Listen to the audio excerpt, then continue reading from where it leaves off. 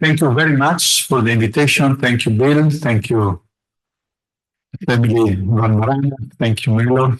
It's really an honor and a pleasure to be here presenting our work with you. It's 35 years. I am director of the Palladio Center. It's probably I'm going to the end of my career in Palladio. So the idea was to present to you some new landscape that could be the future of the Palladian studies. And in 1902, the prominent British architectural historian Bannister Fletcher published Palladio Life and Works. The book represents the first modern study on Palladio in the English-speaking world, taking advantage of the new technologies such as photography and on a body of Palladio drawings that had entered in 1894 in the collection of the Royal Institute of British Architects. Fletcher's monograph is inevitably in depth with the 18th century scholarship, regarding Palladio's works in typology and analyzing them from a formalistic perspective. An apparent break with this approach is usually credited to the architectural principle in the Age of Humanism by Rudolf Wittkower, one of the founders of the modern architectural historiography and also founder of my institute, the Palladio Centro in Vicenza in 1958. Investigating the culture that underpinned the creation of Renaissance buildings, Wittkower focuses on the Renaissance proportional system, which he believed derived from the intellectual knowledge of musical theory translated into architectural ratios. Architectural principles became particularly popular for the schematic interpretation of Palladian plans, culminating with the universal geometrical pattern of Palladio's villas that supposedly constitutes the basis to which every Palladian plan could be reduced. Wittkower's book is a keystone of modern historiography, nevertheless, it still perpetrated a largely formalist approach, entirely based on the paper Palladio of the four books. Wittkower's seductive interpretation proved to be incredibly influential among architects and architectural historians with an inclination toward theory. Wittkower's pupil, Colin Rowe, immediately grasped his master novelty and further developed his theories. In the mathematics of the ideal villa, Rowe adopted his master's methodology to trace daring parallels between Palladian and Le Corbusier architecture.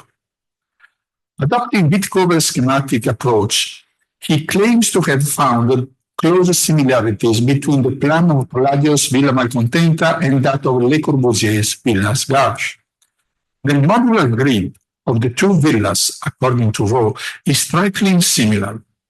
The methodology inaugurated by Wittkower allowed his pupil to draw a comparison between two architects so distant in time, space, and cultural context. Rowe's approach is still largely speculative and entirely based on abstraction.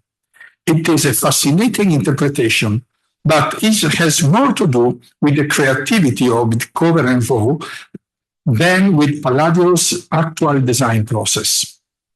As we will see shortly, it is called into question by the analysis of Palladio's autograph drawings.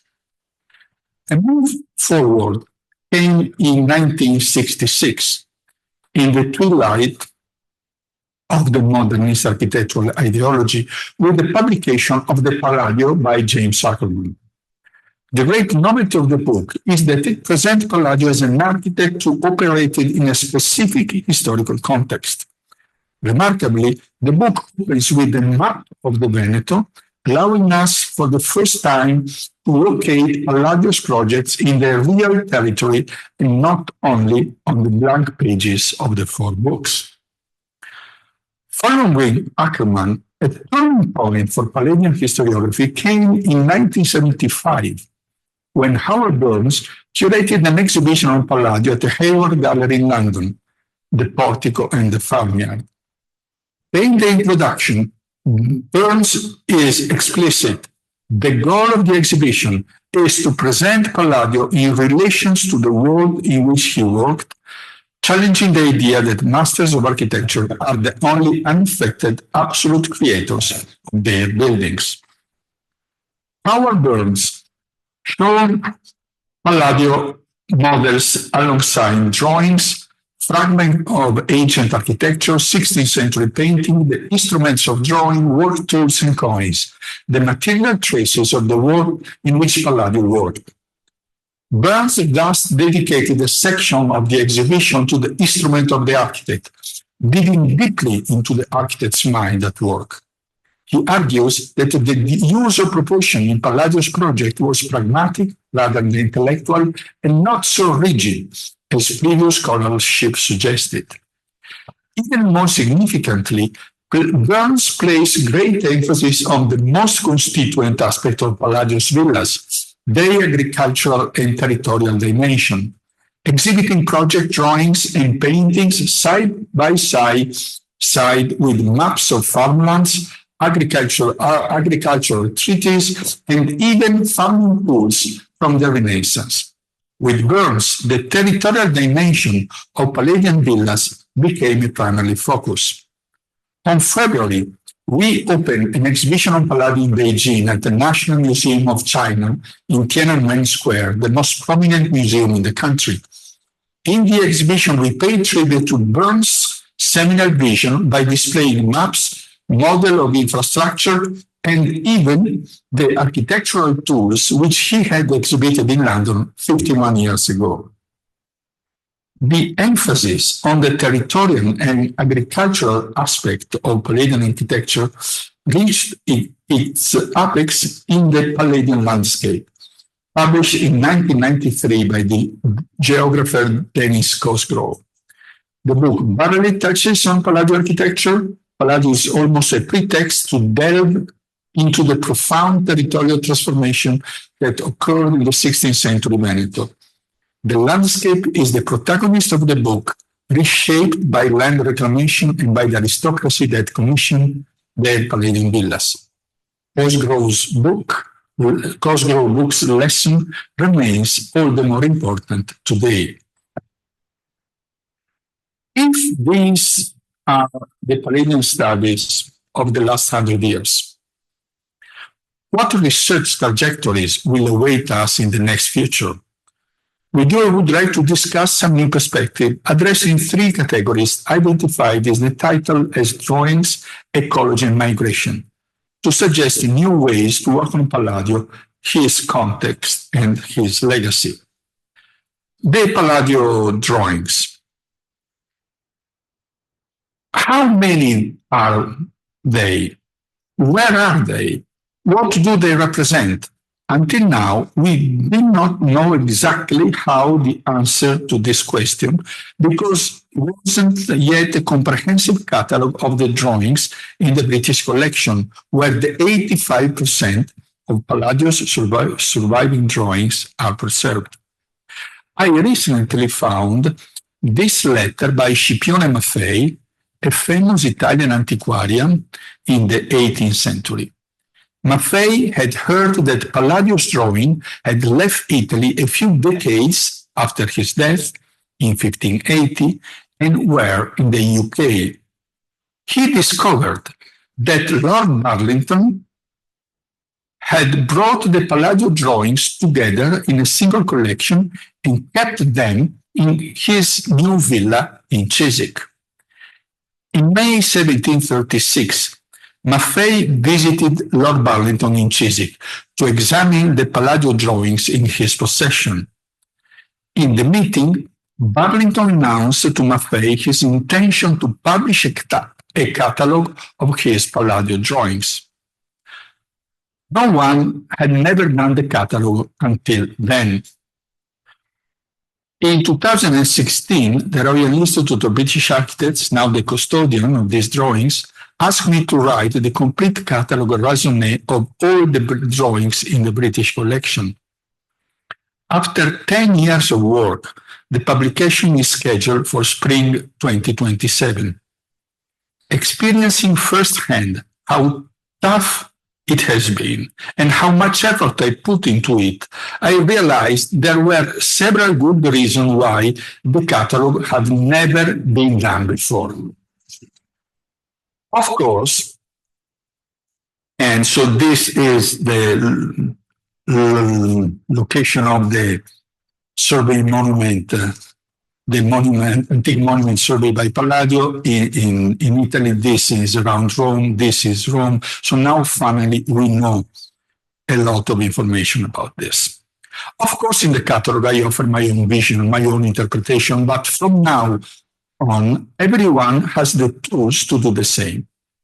Knowing how many drawings are there, where they are, what they represent, and how Palladio conceived them, each of us will be able to give his own answers. This corpus of drawings almost doubles the amount of information available to us on Palladio from the 4 books. Making them accessible to a broader audience, I am sure that we'll launch a new season, a new generation of Palladian studies. Why? Because Palladio life is a mystery. We know very little about him. A couple of letters, a few references in the Quattro Libri. How could a simple stone mason of humble origins become one of the most influential architects of the last 5 centuries? This drawing by Maso Finiguerra helps us to find an answer. Here is an apprentice who writes, I want to be a skilled draftsman and thanks to that become a good architect. Drawings are the vehicle of Palladio's growth. This is why his drawings are so important. They are one of the few things that come from his personal sphere. Sometimes they bear his fingerprints, like in this case. Very often, they show us how he thinks when faced with a problem. His design drawings also tell us about his failures, not just the success of his buildings. His drawings from antiquity show us what and how he looks at the ancient buildings, but also what he chooses not to see, what he considers important, and what he does not.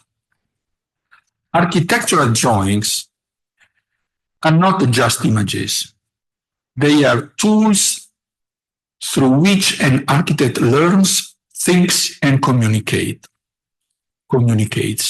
In some cases, he puts his thoughts on paper, combines ideas, and checks out alternatives. In other sheets, the drawings are a means of communication, at times even of seduction, given that, unlike painters and sculptors, architects depend on other people to realize their works. The most important thing I learned from my mentor, Howard Burns, is to look at architectural drawings in this way, as a tool for trying to get inside an architect's head, an X-ray of his mind. And to focus not only on finished, refined drawings, rather to look above all the most messy drawings, but where traces of a mental process are still visible, where ideas take shape. Some architectural drawings are talking objects, thrown up on the beach of the present, survivors from the great shipwreck of the remote past that is distant and faded. Let's look at this drawing, for example. This is what I call a multi-subject drawings. Multi-subjects drawing. These are sheets on which Palladio drew various subjects, returning to them at different times. It consists in 2 sheets that Palladio drew on separately and which were glued together later, not by Palladio. On the left, with the letter A, there is a study intended for the 4 books of the longitudinal section of the Temple of Mars Ultor in the Forum of Augustus. The letter B and E are another studies for the 4 books specifically the base and entablature of the Temple of Venus Genitrix in the Forum of Caesar. And a group of plans marked F are plans for the same building for the Valmarana family. This identification is a very recent discovery presented here for the first time as an homage to our friends in front of me. The plans highlighting Palladio's design method of proceeding by comparing alternatives side by side. Here Palladio put together elements in part conceptually prefabricated. 5 types of staircase, 2 types of atria with vaults and columns, and so on. These, for instance, are 3 kinds of rectangular. And just a second. The design theme is the insertion of the large first floor sala while maintaining the 2 largest rooms on the facade. The sala is supported at the ground floor by an atrium with cross vaults on columns. Between the alternatives, here we have 4 alternatives show a rectangular atrium with a cross vault on columns. 2 drawings, an atrium allowing for large rooms even on the rear facade at the expenses of the smaller sala. 5 variations in the form of the main staircase are studied.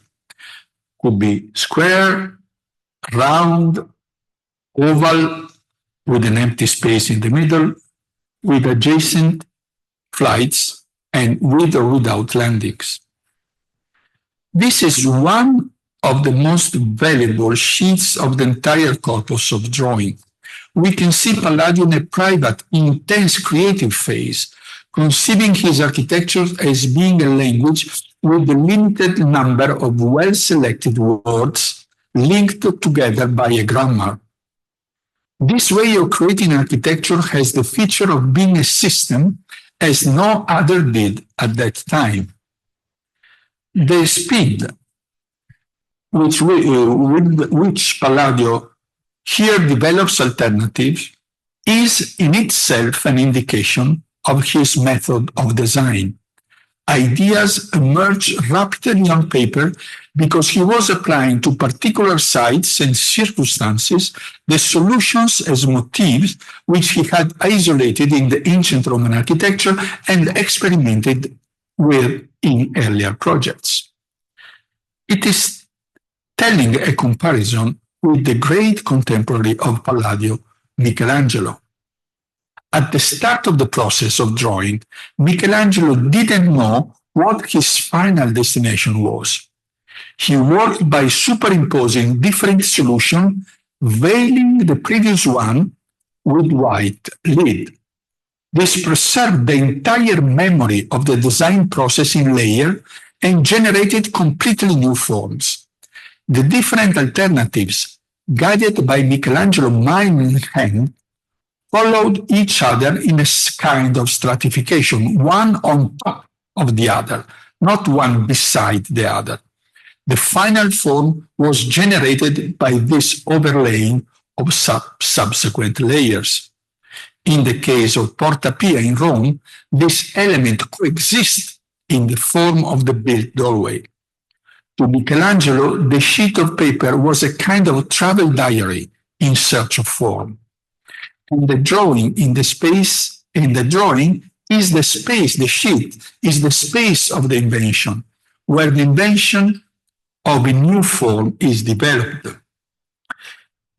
Here there is a difference in the training between Palladio and Michelangelo. Michelangelo trained as a painter and sculptor. Palladio rather as a stone cutter, used to thinking in terms of models and fixed forms.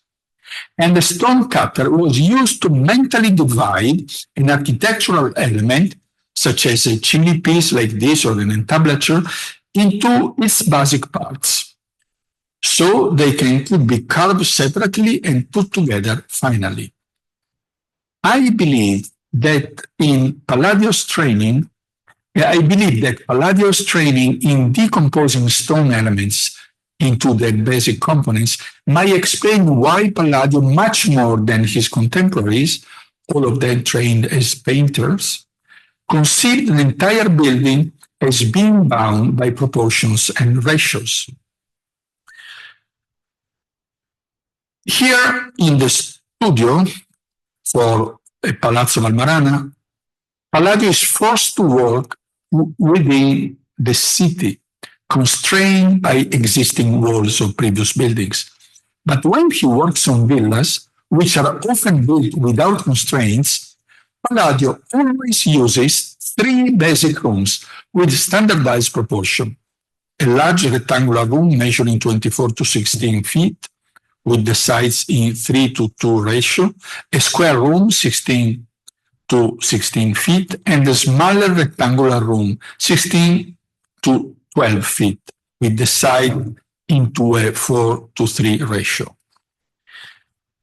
He groups this room into suites of rooms of constant and proportionate form, adjacent and intercommunicating. And these three atoms make up a large number of molecules. In some cases, such as in Villa Emo, the rooms are all aligned with the long side parallel to the side of the house. In others, such as the Villa Malcontenta, the large room creates an L shape ranged with the long side parallel to the house facade, while in the Villa Pisani at Montagnana, the L is generated by the moving of the smaller rectangular room. Obviously, there are exceptions, such as the Villa Rotonda or the Villa Saraceno, where the owner's requirement led Palladio to eliminate the square room 16 to 16 feet. But Palladio's intention to introduce standardization is evident. In this compositional logic, it is as if the form of the sala was shaped by the empty space left once the room had been arranged. This logic is very different from the grid superimposed retrospectively by Wittkower, and emerges exactly from the study of the drawings. Evidence of this has survived in this drawing for Villa Chiericati in Bancimuglio. In these two small sketches, Palladio is studying the layout of the rooms without making a decision about the size, form, or type of vault for the sala. I would rather continue looking at the Palladio drawing again because there are more surprises. In fact, only recently, a few months ago, realized that there were a cluster of columns not only here, but also here, if we look closely. You can see triangular shapes composed of small circles. What are they? Some black chalk sketches drawn on the sheet before the design for the Valmarana house. They are studies of military formations. We find other sketches in other sheets and drawn in more organized way in this Palladio drawing at Worcester College, deriving from diagrams in Book of Warfare. Why this discovery is so important? This is because it creates a direct link between Palladio's generative architectural system and with what I believe to be its driving force, namely the movement of the ranks of the Roman legions on the battlefield. Today is not the occasion to talk about this, but there are many connections between the plans of Palladian buildings and military formation, and with the concept of the four books as a tool for Palladianize, for conquer the world. Have you ever wondered how this happened? How did the young stonecutter, however talented, not only manage to become a skilled architect, but also invent a strategy to communicate his design in a book, a completely new medium at the time, thereby influencing the world.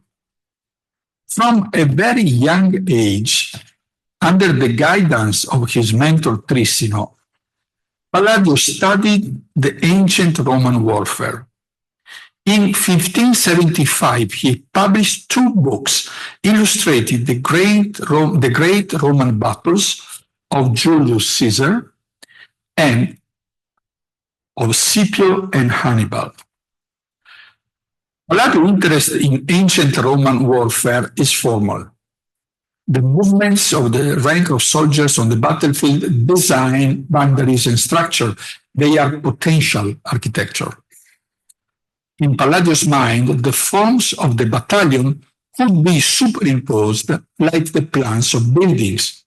The figurative source for the design of more than Palladian villa complex include images from the books on warfare. For example, Villa Badoer takes inspiration for the curved form of its barchesse from the Forum of Augustus in Rome and from the battle formation of soldiers like this. If you look at the unusual form of Villa Mocenigo with curved barchesse on both sides for access from land and from the river, the formal model is clearly the battalion of 200 pikes and 2 lunettes to defend against a simultaneous attack from the front and the rear in the chapter 15 of Battista della Valle book, printed 40 years before Palladio invented his villa forms. In Palladio's mind, soldiers became bricks and vice versa. Studies of ancient warfare also provided Palladio with something else, insight into how the 4 books could be used. Ancient forms of military organization existed to control the disorder caused by the soldiers' fear on the battlefield. An artificial order was imposed to overcome the natural tendency to flee in face of danger. Roman warfare expressed the will to dominate matter and control or transform the surrounding environment. Roman warfare depends on orders, rules, and communicable procedures. Studying Roman battles led Palladio to realize that he could improve people's lives by creating an architecture based on orders, rules, and procedures, putting the latter in a book. So you realize how that drawings can reveal a great deal about Palladio's architectural approach, showing us things that we didn't understand before and enabling us to enter his mind. The drawings also reveals dozens of unknown projects. We find mysterious buildings like this one, which will challenge future scholars to understand what these irregular broken lines across the plans are, perhaps traces of pre-existing urban sites. But the drawings increase also the known types of Palladio's urban projects, which are no longer limited to the noble palaces we know from the Quattro Libri. Take a look at this sheet, for example. Here Palladio is designing housing units for low-income tenants in Venice. This project is conceived for a specific place as revealed by the irregular plot dictating the measurements of the room, far from Palladio's usually neat ratios. Palladio's project has had a radical departure from Venetian traditional models of terraced houses, joined on their long sides and with windows and doors only in the front and the rear. Here Palladio joins the end houses together to create a block of 2 parallel alleys which the long sides overlook, optimizing the lighting and ventilation of all the rooms. The well is shared by the 2 residential units, a specific feature of Venetian building practice. In this other sheet, Palladio studies alternative in pen and black chalk for a 16-unit building designed for a specific site, a type of multiple housing widespread in Venice, making intensive use of the land available. Palladio has to provide lighting for the rooms in a deep building, and he does so by perforating it with courtiers and cavedi. 3 long courtiers cut into the lower part, giving the whole a comb shape. In short, the catalogue raisonné drawings will open up new areas of research for Palladian studies. The term ecology that I use in the title refers to the relationship between living organisms and their environment. In the Veneto, in the age of Palladio, was a period of great technological, economic, and territorial transformation. Recent studies have shown that the architectural creativity of the period of Palladio was accompanied by technological, and industrial innovation. In 2022, the Palladio Museum developed a research project with the University of Cambridge professor Deborah Howard, member of our scientific committee, identifying proto-industrial activities in villages and cities across the 16th century Veneto. The research became a large exhibition and now a room in the Palladio Museum. Vicenza in Palladio's day was a cutting-edge area for silk production and trade in Europe. The leading player were the aristocratic families, entrepreneurs with a trade network throughout Europe.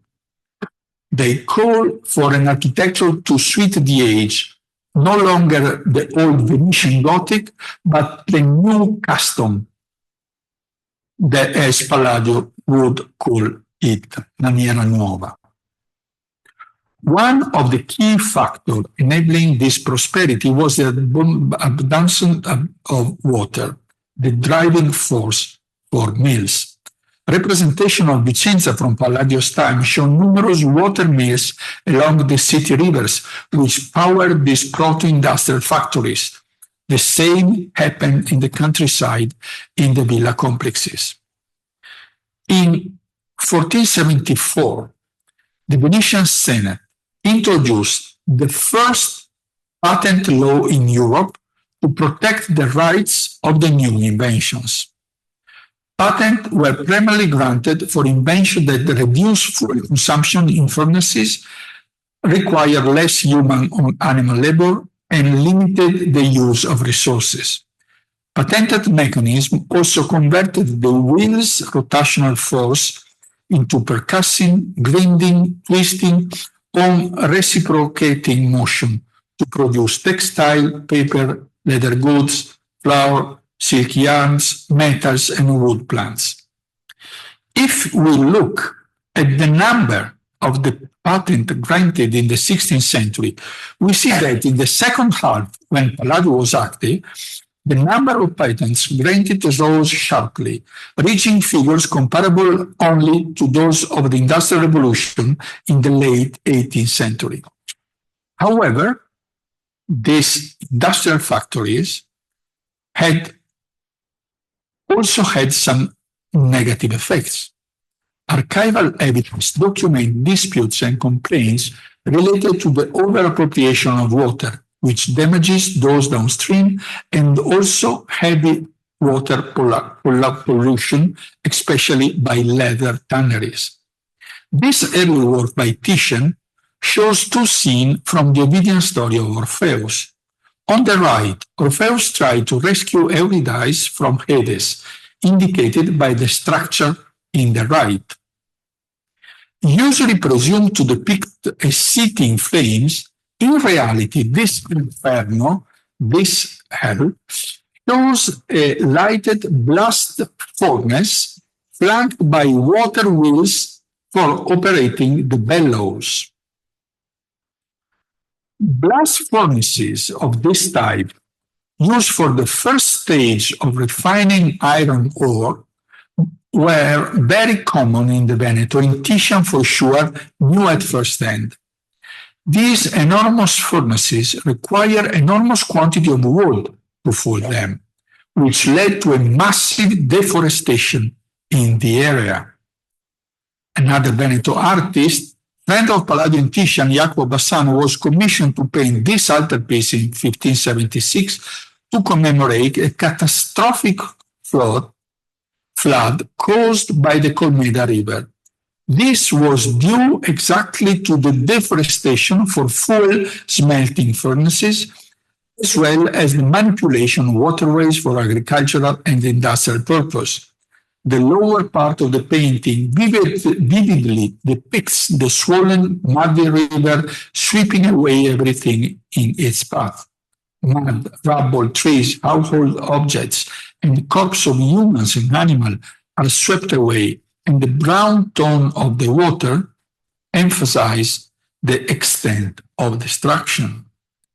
At the time when paintings often celebrated the harmony between humans and nature, Jacopo Bassano revealed the tension resulting from the intensive exploitation of resources. His work demonstrated a consciousness that we would today call proto-ecological, anticipating the role of art as a reflection of the impact of humans on the environment. It is important, while it is important not to ignore this dark side of the 16th century proto-industrial development, it must be said that the countryside underwent positive transformation during Palladio's lifetime. By the end of the 15th century, population growth led to a shortage of food resources and the need for more land to be cultivated. The Venetian government launched an ambitious rural transformation project, draining marshlands, cultivating arable land, planting vineyards and mulberry trees, and building an extensive system of roads, canals, and bridges to improve local infrastructure. A new type of rural residence became the hub of this transformation, the villa. Far from leisure retreat, the villa functioned as productive complex, integrating living quarters with stables, wine cellars, spaces for silkworm breeding, and other agricultural facilities. Inspired by Roman architecture, Palladio introduced classical elements such as porticos, colonnades, and vaulted halls into the structure, transforming otherwise modest farmsteads into buildings that combine functionality and refined aesthetic form. The villas still exist, but their surrounding territory has undergone major transformation since Palladio's time, and historical maps provide the strongest evidence for contextualization building with their landscape from an historical perspective. It is impossible to understand the project for Villa Paglierino by Palladio here on my right without the ancient map that represent the pre-existing structure that Palladio has to transform. This map helps us to draw attention to Palladio not only as architect, but also as a designer of infrastructure, such as roads and bridges. In the 4 books, Palladio reports having designed straight road aligned with Villa Tiene a Quinto, and this is visible in the old map. And it is the same for the straight road aligned with Villa Pisani, Bagnolo.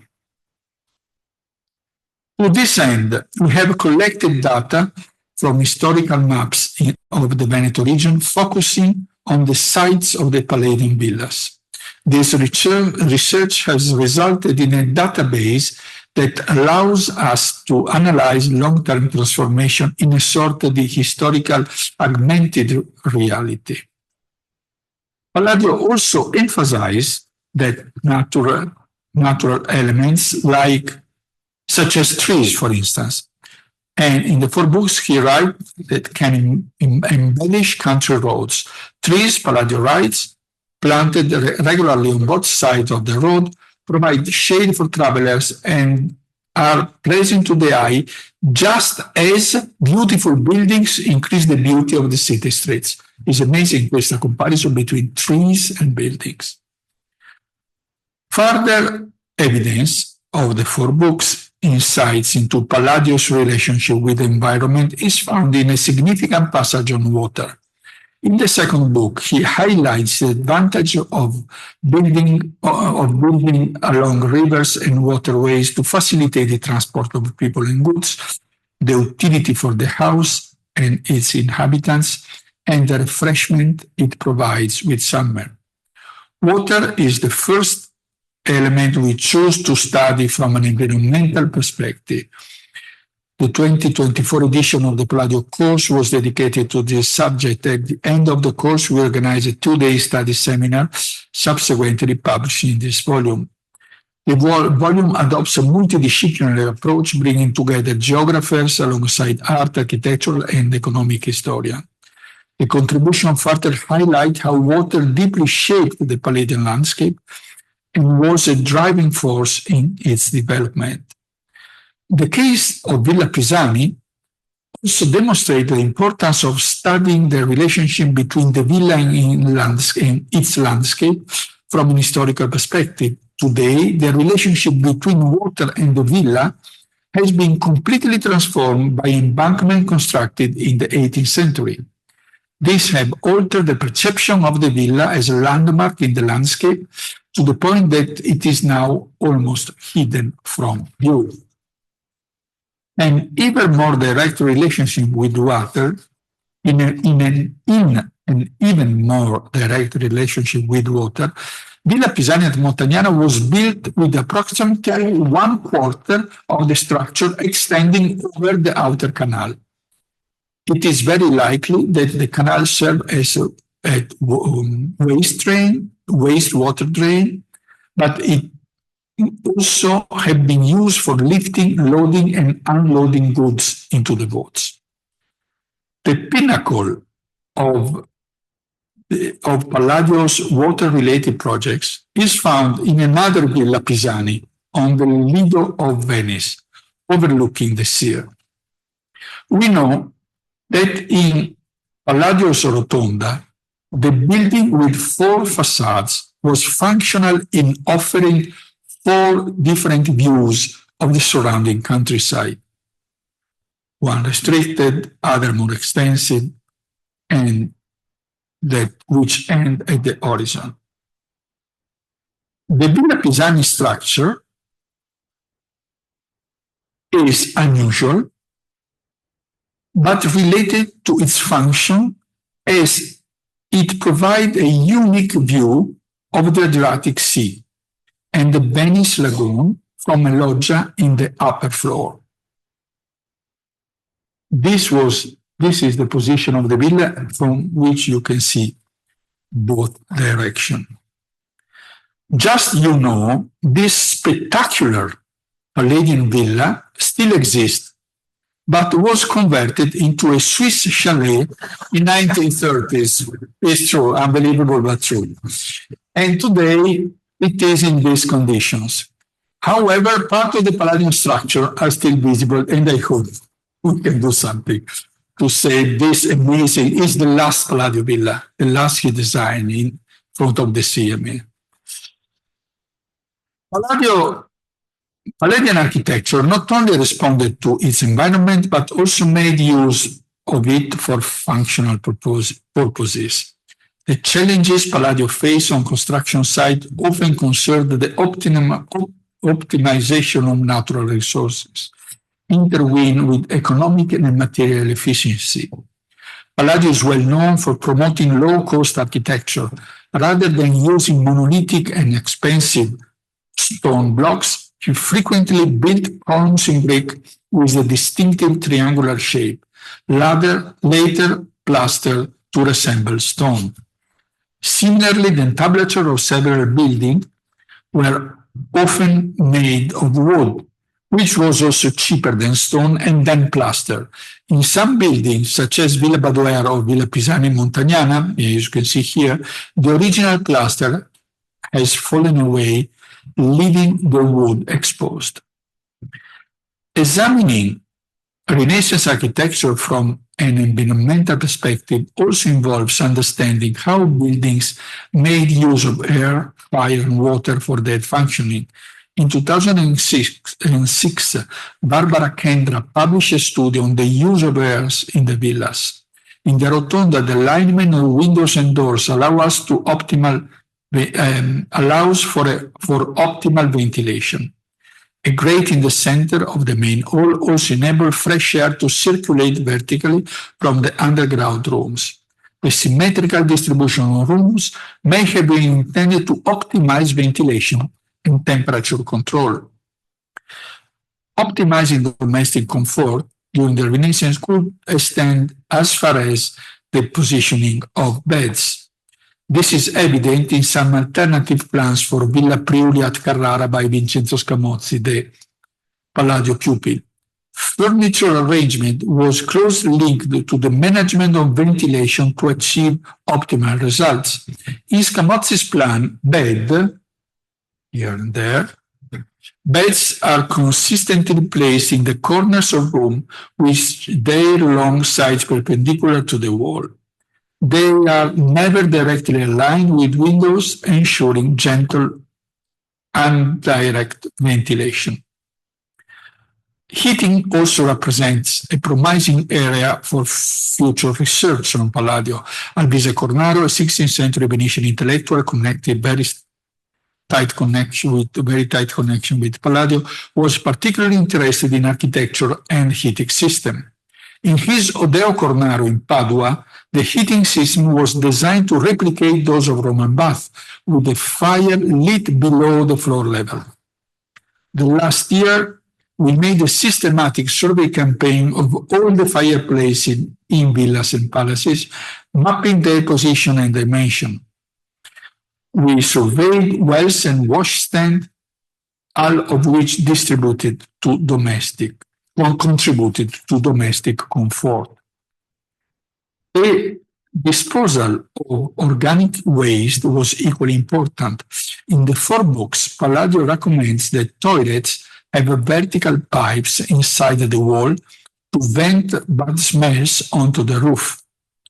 In this drawing, for Barbaran Palace, the vents are built into the external walls.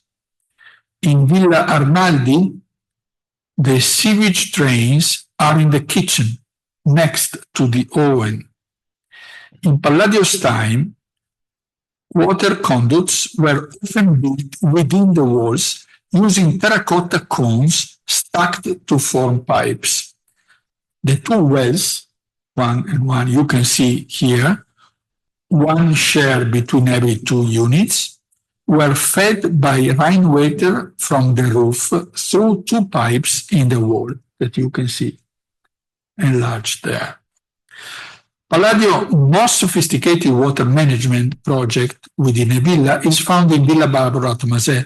He provides in the 4 books a description of the villa's complex water system. From the hill, the water flows into a fountain, which serves as a fish pond. From there, it flows into the kitchen and exits the villa to irrigate the garden, then crosses the road and reaches the orchard.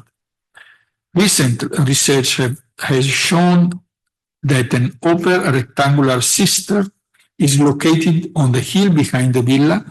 The cistern collects rainwater, which fed the fountain, traverses the house, and then reaches the orchard.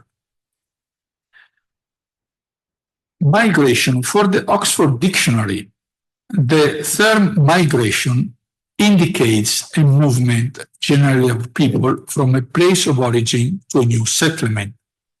Migration implies a negotiation and adaptation to a different context. This is the case with Palladian architecture. For many years, the phenomenon of the Palladian legacy has been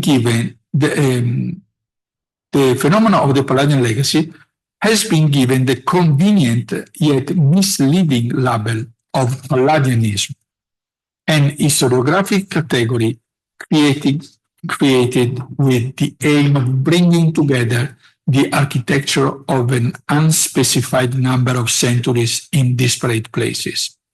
However, as we will see, there is no Palladianism, only Palladians, architects who took from Palladio what they needed and created something new.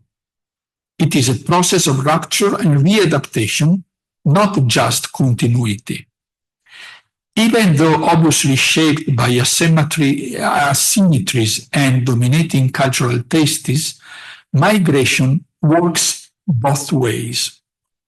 Looking for a common ground with a Chinese colleague of the National Museum of China for the exhibition on Palladio in Beijing, we came across this article of Rudolf Wittkower from 1969 about Chinese garden in relation to English Palladianism. We know that the 18th century was a period of intense commercial relations between Britain and China. This facilitated the circulation of cultural and visual knowledge. This period coincided with the most prolific phase of the Neo-Palladian revival in Great Britain. However, these two phenomena have rarely been considered together. According to Wittkower, a series of engravings of the landscape surrounding the Imperial Summer Palace in Beijing, produced in China by the Italian missionary Matteo Ripa and brought to England around 1720, might have a great influence in the development of the English garden culture.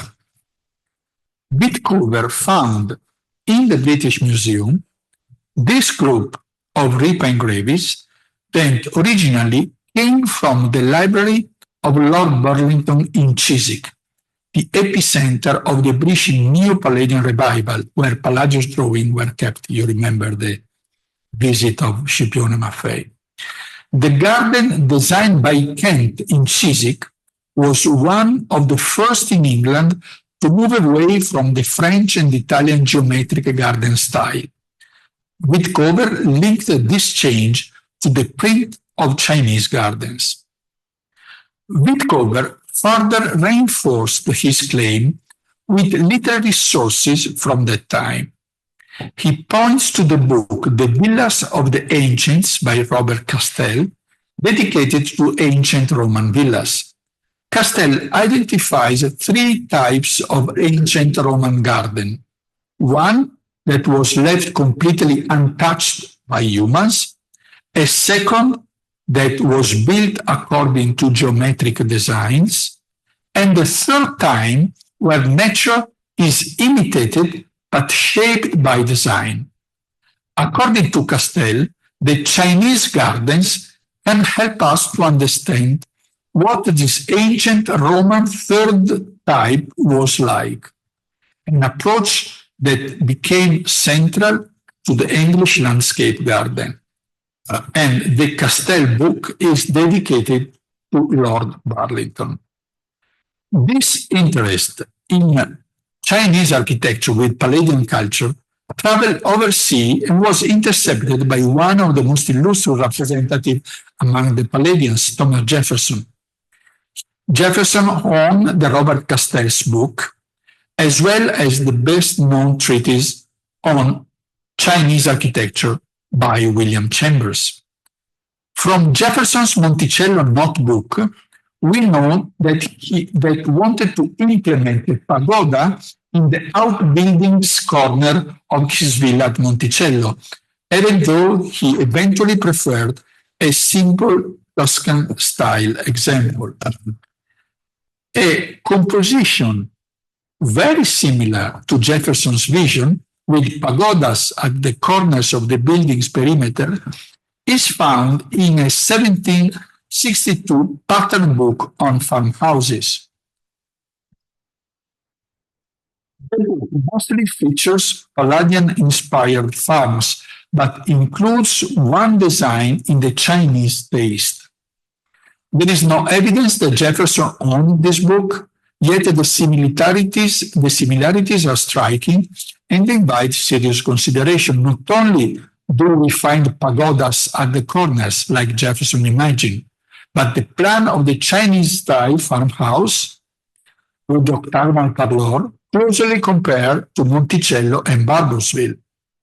Both Barboursville and Monticello were intended to have Chinese-style fences, reinforcing the hypothesis of an influence. In short, the so-called Palladianism, which was much more open to influence at different tastes than this label suggests. On the contrary, when the Palladian language was exported outside of Europe, it was far from being mere circulation of models. It was, most of the time, a display of political and economic power.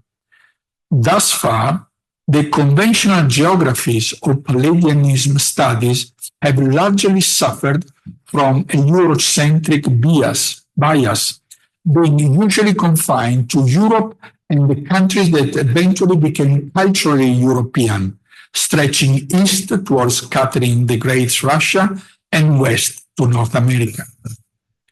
Despite a growing scholarship on colonial architecture, the history of colonial Palladianism is still awaiting to be reassembled.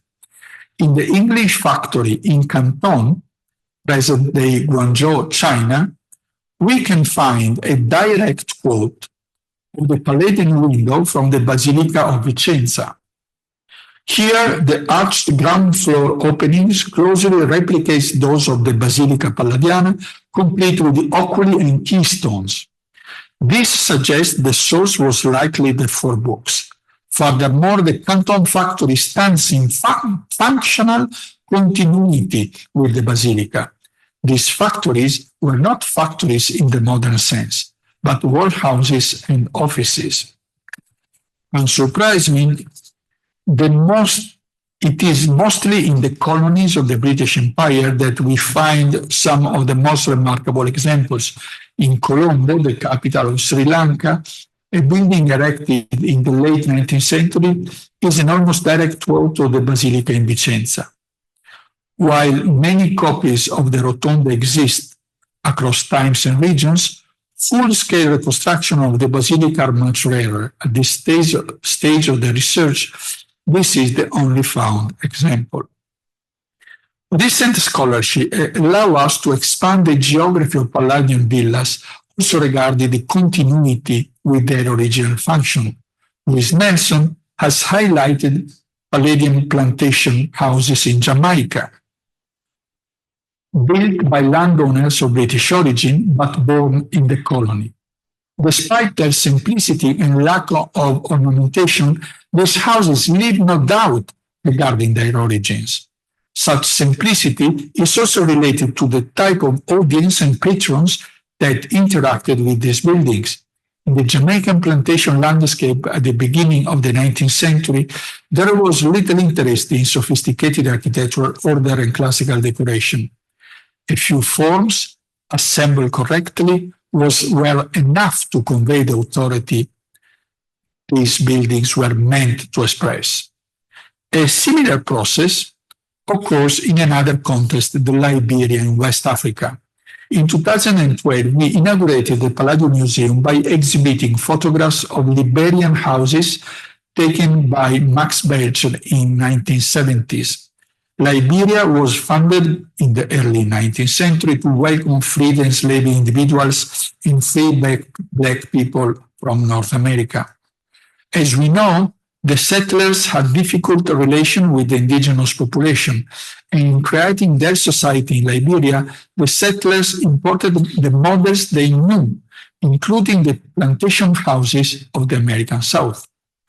Liberia exemplified a layered knowledge of Palladio, which can disregard Palladio himself while continuing to transmit his codes.